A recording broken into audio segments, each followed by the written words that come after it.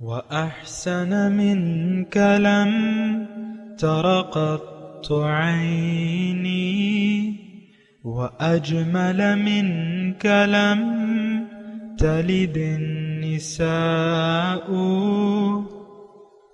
خلقت مبرأ من كل عيب خلقت مبرأ من كل عيب كأنك قد خلقت كما تشاء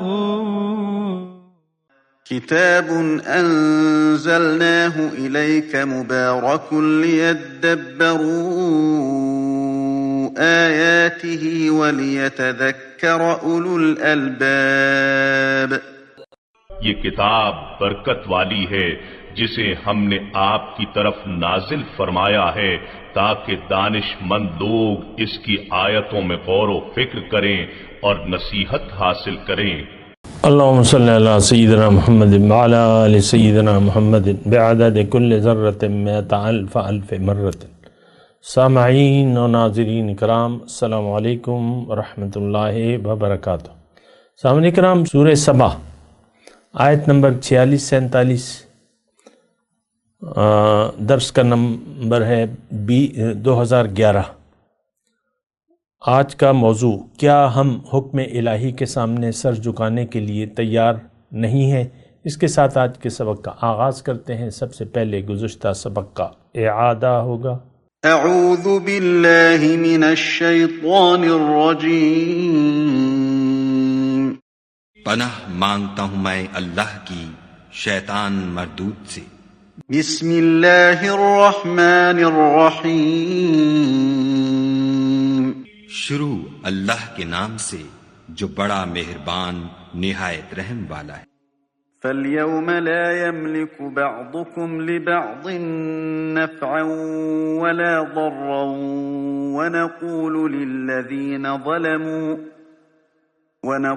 لِلَّذِينَ ظَلَمُوا ذُوقُوا عَذَابَ النَّارِ الَّتِي كُنتُم بِهَا تُكَذِّبُونَ۔ تو آج تم میں سے کوئی کسی کو نفع اور نقصان پہنچانے کا اختیار نہیں رکھتا، اور ہم ظالموں سے کہیں گے کہ دوزخ کے عذاب کا جس کو تم جھوٹ سمجھتے تھے مزہ چکھو۔ وَإِذَا تُتْلَى عَلَيْهِمْ آيَاتُنَا بَيِّنَاتٍ قَالُوا مَا هَذَا إِلَّا رَجُلٌ يُرِيدُ أَن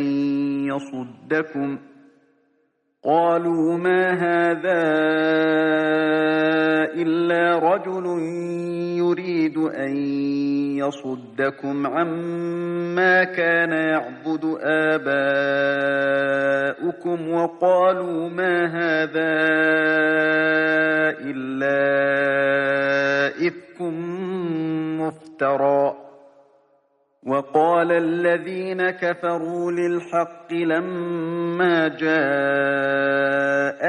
إن هذا إلا سحر مبين۔ اور جب ان کو ہماری روشن آیتیں پڑھ کر سنائی جاتی ہیں تو کہتے ہیں یہ ایک ایسا شخص ہے جو چاہتا ہے کہ جن چیزوں کی تمہارے باپ دادا پرستش کیا کرتے تھے ان سے تم کو روک دے، اور یہ بھی کہتے ہیں کہ یہ قرآن محض جھوٹ ہے جو اپنی طرف سے بنا لیا گیا ہے، اور کافروں کے پاس جب حق آیا تو اس کے بارے میں کہنے لگے کہ یہ تو صریح جادو ہے۔ وما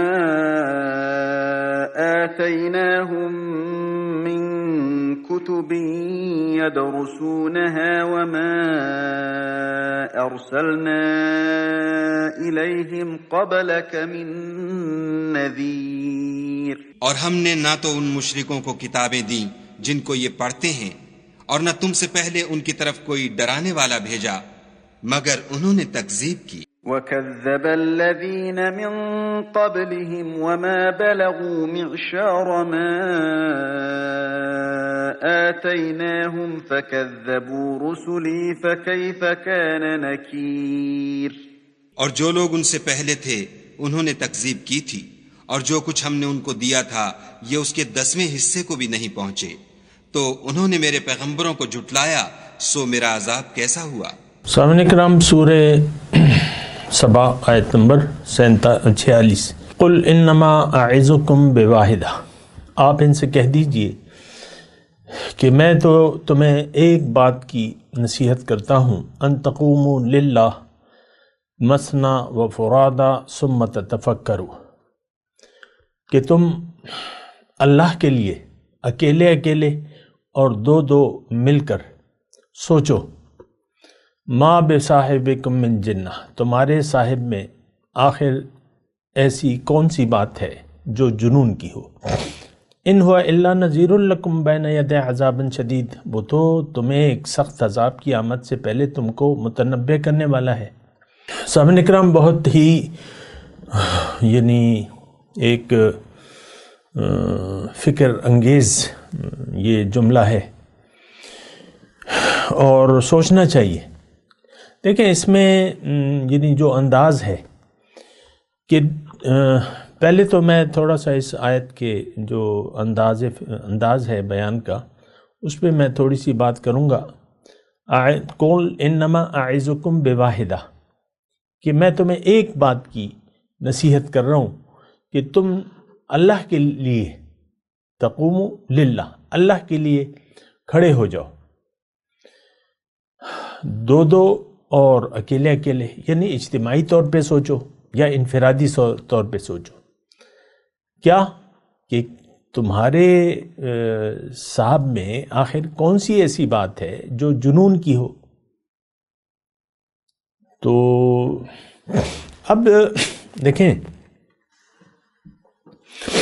جہاں تک شان نزول کے مطابق اس آیت کا تعلق ہے، حضور صلی اللہ علیہ وسلم 40 سال تک ان لوگوں میں رہے، یعنی نبوت کا دعویٰ انہوں نے نہیں کیا تھا، اور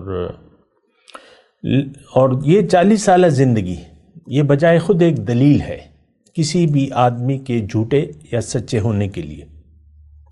انسان کے جھوٹ یا سچ کا پتہ دیکھیں اس کی باتوں سے، اس کے اعمال سے چل جاتا ہے کہ یہ سچا ہے کہ جھوٹا ہے۔ اور 40 سال کی عمر ایک ایسی عمر ہے جو پختہ عمر ہے، یعنی وہ ساری جذباتیت وغیرہ جو عام طور پہ ہوتی ہے وہ اس میں نہیں ہوتی، ایک پختگی آ جاتی ہے۔ اور 40 کیا 53 سال تک جب حضور صلی اللہ علیہ وسلم ہجرت فرما رہے تھے مدینے کی طرف، اس وقت تک مکے والوں کا ان پر اعتماد بحال تھا۔ آپ کو معلوم ہے کہ جب حضور صلی اللہ علیہ وسلم ہجرت فرما رہے تھے تو حضرت علی کو اپنے بستر پر لٹا گئے کہ تم یہاں رہ جاؤ اور یہ امانتیں ہیں لوگوں کی، اور اس کو حوالے کر کے آنا۔ تو یعنی اس وقت تک نبی صلی اللہ علیہ وسلم کو ان لوگوں نے، یعنی ان لوگوں کا اعتماد بحال تھا کہ یہ سچے ہیں۔ لیکن اب اس میں ایک بات ہے جو سوچنے کی ہے کہ آخر کیا ایسا یعنی ہوا کہ ان لوگوں نے حضور صلی اللہ علیہ وسلم کے جو پیغام ہے اس کو رد کر دیا۔ اس کی وجہ تو دو ہیں جو آج بھی ہیں، اور وہی دو وجوہات کی بنا آج ہم رسول اکرم صلی اللہ علیہ وسلم کی دعوت سے عملی طور پر ہم نے انکار کیا ہوا ہے۔ نمبر 1 ان لوگوں پہ، میں پہلے ان لوگوں کی بات کرتا ہوں، وہ مکے کے جو کافر تھے، مشرک تھے، ان کو ایک غلط فہمی تھی ظاہر کی، اور وہ یہ کہتے تھے، قرآن میں ہے اس کا تذکرہ، وَقَالُوا إِنْ هِيَ إِلَّا حَيَاتُنَا الدُّنْيَا نَمُوتُ وَنَحْيَا، دنیا ہے اگر تو یہی ہے، یہ دھوکہ تو ہمیں بھی لگا ہے۔ پھر ان کا انکار آخرت تھا، ان کا یقین نہیں تھا، اَإِذَا مِتْنَا وَكُنَّا تُرَابًا أَإِنَّا لَفِي خَلْقٍ جَدِيدٍ او کما قال، کہ مرنے کے بعد دوسری زندگی کے وہ قائل نہیں تھے۔ ہیہات لم توعدون، بہت عجیب بات ہے جس کا تم سے وعدہ کیا جا رہا ہے کہ تم مرنے کے بعد دوبارہ زندہ ہوگے، یہ ہمارا بھی یقین نہیں ہے۔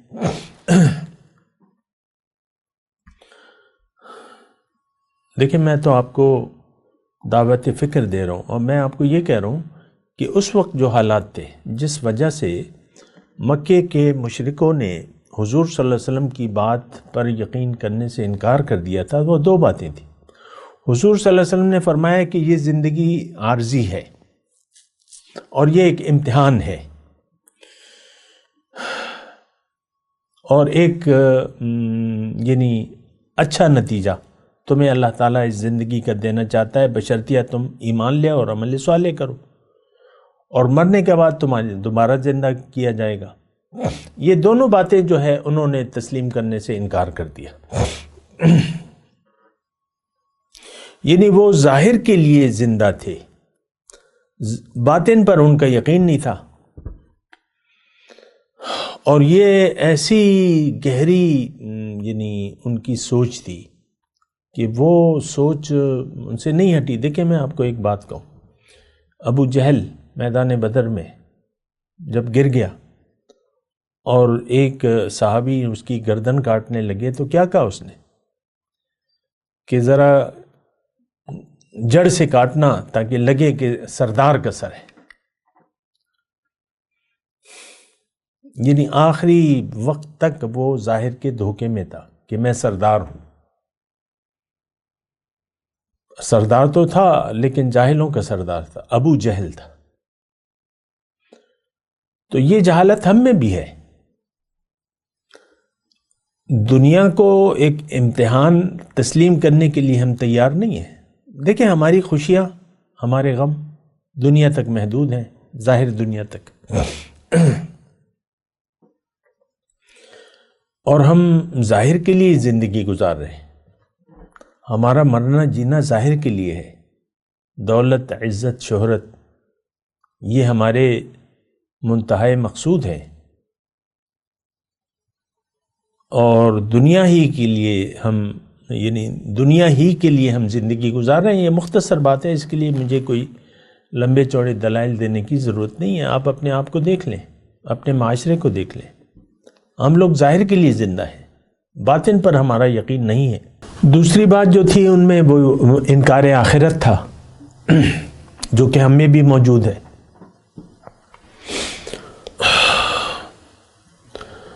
ہم زبانی طور پہ جنت، دوزخ اور حشر کا تذکرہ کرتے ہیں، حقیقت میں ہمارا وہ یقین نہیں ہے جو کہ ہونا چاہیے۔ دیکھیں جب بھی ایک بات نوٹ کر لیں، اگر ہمارا آخرت پر یقین آ گیا کہ ہمیں مرنے کے بعد اللہ تعالیٰ دوبارہ زندگی دے گا اور مجھے اپنے ان موجودہ جو اعمال ہیں ان کا حساب کتاب دینا ہوگا، تو ہماری زندگی اکثر بدل جائے گی۔ ہم ظاہر کے لیے زندہ ہیں، باطن کے لیے زندہ نہیں ہیں۔ یہ بات نوٹ کر لیں، ہماری زندگی ظاہر کے لیے ہے، باطن کے لیے نہیں ہے۔ اللہ اچھا، اس آیت میں ما بصاحبکم من جنہ، یعنی اللہ تعالیٰ سوچنے کی دعوت دے رہا ہے۔ بھئی اکیلے ہو کے سوچو، گروپ میں سوچو، مثنیٰ و ثلاثہ میں یہی مضمون ہے۔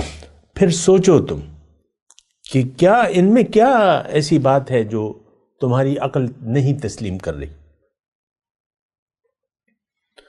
یہ تو تمہیں آنے والے آخرت میں جو عذاب ہے جو کہ بے خبروں پہ لازمی ہوگا۔ دیکھیں ایک بات نوٹ کر لیں، جو بھی جس انسان نے بھی آخرت پر یقین نہ کیا اور جزائے اعمال کے سے بے خبر ہو کر زندگی گزاری، جیسا کہ آج ہم ہیں سامنے کا ہمارے، دیکھیں میں آسان الفاظ میں آپ کو کہہ رہا ہوں اللہ کی عطا سے، کہ ہمارے اعمال دنیا کے لیے ہیں، آخرت کے لیے نہیں ہے۔ ہم دنیا کے مفادات کو دیکھ رہے ہیں، جان و مال کی بازی کیوں نہیں لگاتے ہم؟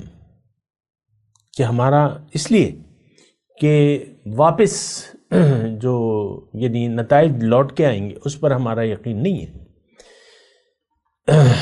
جو بھی ہمارے اس وقت کے وہ ہے، مثال کے طور پہ ایک میں مثال دے دیتا ہوں، رشوت ہے، کرپشن ہے، مال حرام ہے، تو ہمارا یقین تو اس پہ نہیں ہے۔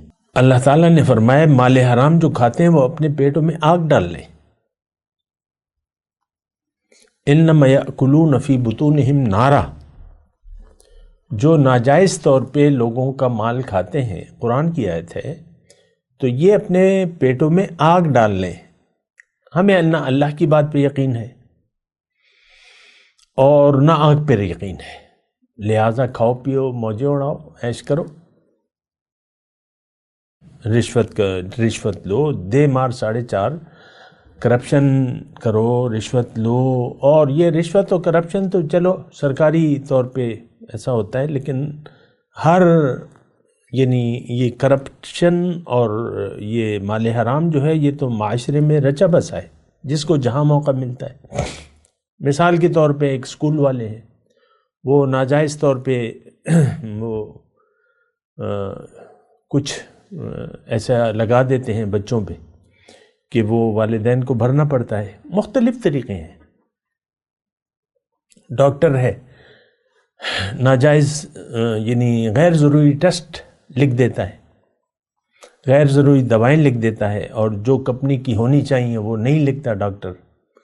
اور یہ تو ہر جگہ ہے، یہ کرپشن ہر ادارے میں، ہر جگہ ہے، ہر فرد۔ اصل میں تو دیکھیں یہ کرپشن ہوتی ہے ہمارے ذہن میں، اور پھر ہمیں نتائج اعمال پر جو ہے وہ یقین نہیں ہوتا، تو پھر آپ کرتے ہیں جو بھی کرتا ہے، جھوٹ بولتے ہیں اور اپنے مفادات کے لیے آپ پھر جھوٹ بھی بول لیتے ہیں۔ مثال کے طور پہ دیکھیں، زیادہ دور کی بات نہیں ہے، آج کے وزیر اعظم جو ہے وہ یعنی اپنے جو دور حکومت ہے اس میں یہ کہا کرتے تھے کہ جب پیٹرول مہنگا ہو تو سمجھ لو کہ وزیر اعظم چور ہے، جب اپوزیشن میں تھے۔ اب یہ تو آپ کو اور مجھے پتا ہے کہ یہ پیٹرول کی قیمت کا تعلق تو باہر سے ہے، باہر سے آتا ہے، باہر مہنگا ہوگا تو کیا آپ اسے مہنگا نہیں کریں گے؟ لیکن وہ ایک جھوٹ تھا جو آج آ کے وہ اس پہ پھر یعنی وہ خود پیٹرول مہنگا کر رہے ہیں۔ یو ٹرن وہ تو ایک عام یو ٹرن کی تو انہوں نے دلیل بھی دی ہے، جو بڑا لیڈر ہوتا ہے وہ یو ٹرن لیتا ہے، وہ جھوٹ بولتا ہے یہ ان کے بقول۔ سیاست سے دیکھیں میرا کوئی تعلق نہیں ہے، لیکن میں یہ کون ہے؟ یہ آپ ہیں، یہ عمران خانی جو ہے کس نے اس کو پروموٹ کیا ہے؟ آپ نے۔ آخری امید، ہم نہیں تو کون، آخری امید، واحد، پتہ نہیں کیا کیا۔ تو اب یہ تو آخری امید تو ہماری کوئی انسان نہیں ہے، پہلی اور آخری امید اللہ ہے، اور انہوں نے کہا تھا میں ہوں، اور پھر وہ نہیں کر سکے، جب اقتدار میں آئے جو دعوے کیے تھے وہ تو نہیں پوری کی انہوں نے، اور نہ کر سکتے تھے، یہ تو جھوٹ تھا۔ تو میں آپ کو ویسے کہہ رہا ہوں کہ یہ کرپشن جو ہے یہ ہمارے اصل میں ذہنوں میں ہوتی ہے، پھر ہم جھوٹ بولتے ہیں۔ یہ ایک شخصیت کا نام میں نے اس لیے لیا کہ آپ اپنی ذاتی زندگیوں میں جھوٹ بولیں، کتنے ہم جھوٹ بولتے ہیں۔ تو بہرحال اب یہ اس آیت میں جو ہے ان ہوا الا نذیر لکم بین یدی عذاب شدید، وہ تو ایک سخت عذاب کی آمد سے پہلے تمہیں خبردار کر رہا ہے، اور بات تو سچ ہے۔ انسان دیکھیں، انسان دنیا میں آیا ہے، آپ کو میں نے گزشتہ سبق میں کہا تھا کہ یہ آگ کے کنارے پر ہے، ہر انسان آگ کے کنارے پر پیدا ہوتا ہے، پھر پیغمبر آ کے اللہ تعالیٰ پیغمبر کے ذریعے اس کو متنبہ کرتا ہے کہ تم میری طرف رجوع کر لو، یقین کر لو کہ تمہاری منزل دنیا نہیں بلکہ میں ہوں، میری طرف رخ کر لو، میرے لیے زندگی گزارو اور زندگی میری مرضی سے گزارو۔ ان اعبدوا اللہ واتقوہ واطیعون، پیغمبر اس کو یہی پیغام دیتا ہے کہ تم محتاط زندگی گزارو، اللہ کے حکم کے سامنے سر جھکا دو اور میری اتباع کرو، واطیعون، میری اطاعت کرو۔ اور یہ دیکھیں، میں آپ کو اطمینان سے یہ بات کہہ رہا ہوں، ہر انسان وہ آگ کے گڑھے کے کنارے پیدا ہوتا ہے، پھر اللہ تعالیٰ اپنی رحمت سے احسان کرتا ہے اس پر، اور ایک پیغمبر اور پھر نائب پیغمبر، داعیان الی الحق جو بھی ہیں، ان کے ذریعے اللہ تعالیٰ ان کو خبردار کرتا ہے کہ دیکھو تمہاری زندگی کا مقصد دنیا نہیں ہے بلکہ آخرت کی کامیابی ہے، تو تم اللہ کی طرف فاستقیموا الیہ واستغفروا، تم معافی مانگو اللہ سے اور اس کی اطاعت میں مستقیم ہو جاؤ۔ تو پھر اگر ہم ایسا کریں گے تو پھر تو آگ سے بچ جائیں گے، لیکن اگر ہم ایسا نہیں کریں گے تو پھر تو آگ سے نہیں بچ سکتے۔ ما بصاحبکم من جنہ ان هو الا نذیر لکم بین یدی عذاب شدید۔ آگے چلتے ہیں، قل ما سألتکم من اجر فهو لکم، ان سے کہو کہ اگر میں نے تم سے کوئی اجر مانگا ہے تو وہ تم ہی کو مبارک رہے۔ ان اجر الا علی اللہ، میرا اجر تو اللہ کے ذمہ ہے، وہ علی کل شیء شہید، اور وہ ہر چیز پر گواہ ہے۔ اب اس میں ایک اور یعنی دلیل ہے کہ داعی جو ہے وہ مخلوق سے کسی اجر کا طالب نہیں ہوتا، اس کی ڈیوٹی ہوتی ہے لوگوں کو برے انجام سے خبردار کرنا، یہ اللہ تعالیٰ کی طرف سے ڈیوٹی ہوتی ہے، اور وہ اللہ تعالیٰ کا فرستادہ ہوتا ہے، اور وہ مخلوق سے کسی اجر کا طالب نہیں ہوتا۔ کوئی بھی ہو، کوئی بھی داعی ہو، اس کو مخلوق سے کوئی اجر کا طالب نہیں ہونا چاہیے، اور نہیں ہوتا، وہ مخلص ہوتا ہے، اللہ کے لیے اور اللہ کی وجہ سے لوگوں کو صحیح راستہ بتاتا ہے اور اللہ کی طرف دعوت دیتا ہے، اور ان کے لیے ایک نمونہ بھی پیش کرتا ہے، حق کے راستے پر چلنے کا ایک نمونہ پیش کرتا ہے۔ یعنی اس میں اس کا، اب یہ تھوڑا سا میں اس کی وضاحت کروں کہ یہ بھی ایک یعنی وجہ ہے حق سے انکار کرنے کی۔ ابھی ہم نے پڑھا ہے کہ اللہ تعالیٰ نے فرمایا جب بھی میں نے کوئی رسول کو بھیجا تو الا قال وما ارسلنا من قرية من رسول الا قال مترفوها انا بما ارسلتم به کافرون، اسی صورت میں ہم نے پڑھا ہے۔ اللہ تعالیٰ نے فرمایا جس رسول کو بھی میں نے بھجوایا ہے تو وہاں کے خوشحال طبقے نے سب سے پہلے انکار کیا ہے، اور یہ کہا ہے کہ بھئی جو پیغام تم لے کے آئے ہو ہم اس سے انکاری ہے۔ تو اس میں وجہ کیا ہے کہ دیکھیں، یہ جو عمرہ طبقہ ہے یا جو برسر اقتدار طبقہ ہے، ان کی تو چودراہٹ ہوتی ہے، یہ بڑے بنے بیٹھے ہوئے ہیں، استکبروا، ابھی ہم نے پڑھا ہے۔ تو یہ چونکہ متکبر بنے ہوئے ہیں، لوگوں پر چودراہٹ ہے، اور ان کا بظاہر حکم چلتا ہے اور حکومت ہوتی ہے۔ یہ کون تھے سرداران قریش؟ یہ قوم کے سردار تھے، یہ ابو جہل اور ابو لہب اور وغیرہ وغیرہ۔ تو انہوں نے یہ کہا کہ بھئی ہماری تو چودراہٹ ختم ہو جائے گی اگر ہم ان پر ایمان لائیں گے یا ان کے پیغام کو مان لیں گے، تو ہماری سرداری تو ختم ہو جائے گی۔ بات تو ٹھیک تھی کہ عزت تو اللہ کے لیے ہے، پھر اس کے رسول کے لیے ہے، اور سرداری کا دیکھیں دنیا میں سرداری کا تو کوئی تصور ہے نہیں، یہ تو ہم نے ایک جھوٹی سرداریاں بنا لی ہیں اور متکبرین ہم بیٹھے ہوئے۔ ان فرعون علا فی الارض، فرعون زمین میں بڑا بن بیٹھا تھا۔ تو یہ خوشحال طبقہ، عمرہ طبقہ، یہ لوگ پہلے انکار کرتے ہیں کیونکہ ان کی جو چودراہٹ ہے اس پہ ٹھیس پہنچتی ہے، ان کو پھر یعنی جو حق کا پیغام دینے والے ہیں ان کے سامنے سر جھکانا ہوتا ہے۔ نبی کے سامنے سر جھکانا ہوتا ہے، یا جو بھی ہو داعی، اس کی بات پھر سننی ہوتی ہے، ماننی ہوتی ہے. تو عام طور پہ یہ خوشحال طبقہ، میں آج کی بات کر رہا ہوں سامنے کی، ہمارے شیخ اللہ تعالیٰ ان کی قبر کو نور سے بھرے، مولانا عبدالرحیم صاحب 52 میں وہ مردان تشریف لائے، اور یہ آن دی ریکارڈ ہے یہ بات کہ مردان میں جتنے بھی لوگ تھے، یعنی وہ واقف ہو گئے تھے، لیکن کوئی ان کا، کسی نے ان کے سامنے سر نہیں جھکایا، کسی بڑے آدمی نے تو ریسپانس نہیں دیا کسی بڑے آدمی نے، حالانکہ وہ یعنی سارے لوگ جو ہے یعنی پہچان گئے تھے کہ بھئی یہ اللہ کی طرف دعوت دینے والے ہیں. عام طور پہ ایسے ہی ہوتا ہے، تمام پیغمبروں کے ساتھ یہی حال ہوا ہے کہ سرداروں نے جو ہے وہ انکار کیا ہے.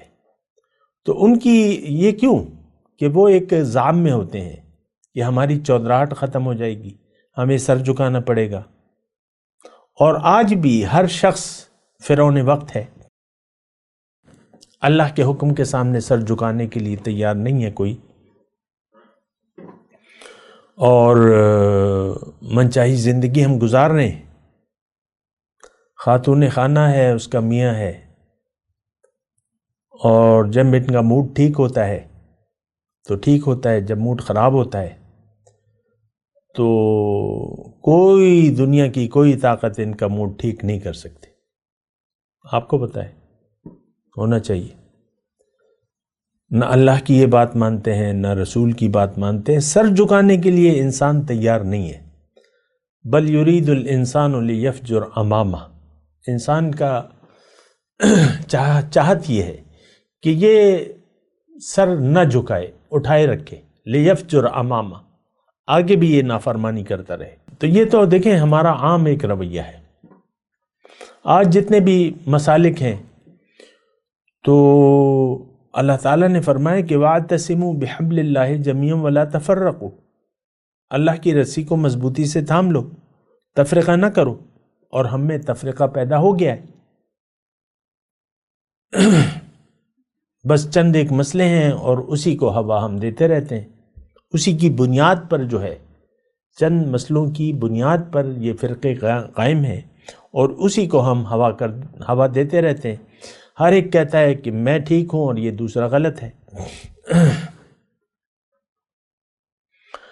تو اللہ تعالیٰ فرما رہے کہ دیکھو میرا نمائندہ جب تمہارے پاس آتا ہے تو وہ تم سے کچھ مانگتا تو نہیں ہے، کوئی اجر کا طالب نہیں ہوتا.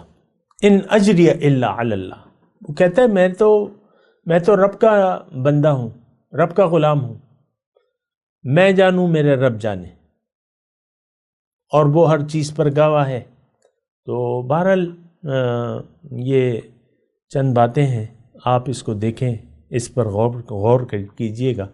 میں تلاوت کرتا ہوں، میرے ساتھ دہرائیے. اعوذ باللہ من الشیطان الرجیم.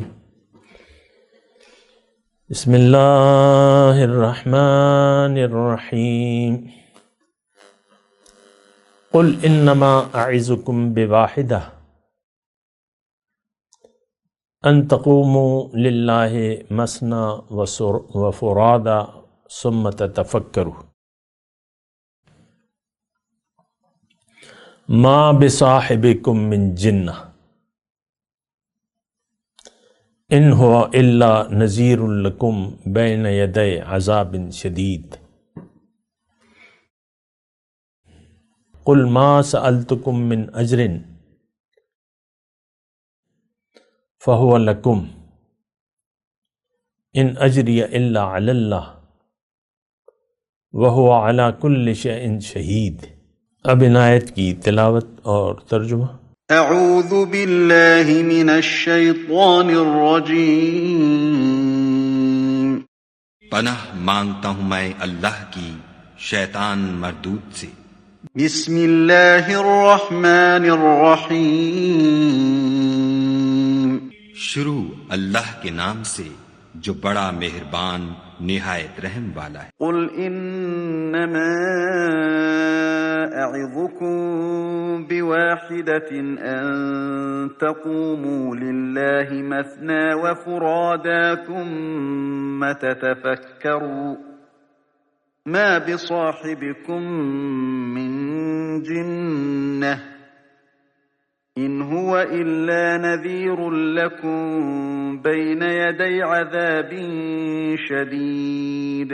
کہہ دو کہ میں تمہیں صرف ایک بات کی نصیحت کرتا ہوں کہ تم خدا کے لیے دو دو اور اکیلے اکیلے کھڑے ہو جاؤ، پھر غور کرو تمہارے رفیق کو مطلق سودا نہیں، وہ تو تم کو عذاب سخت کے آنے سے پہلے صرف ڈرانے والے ہیں۔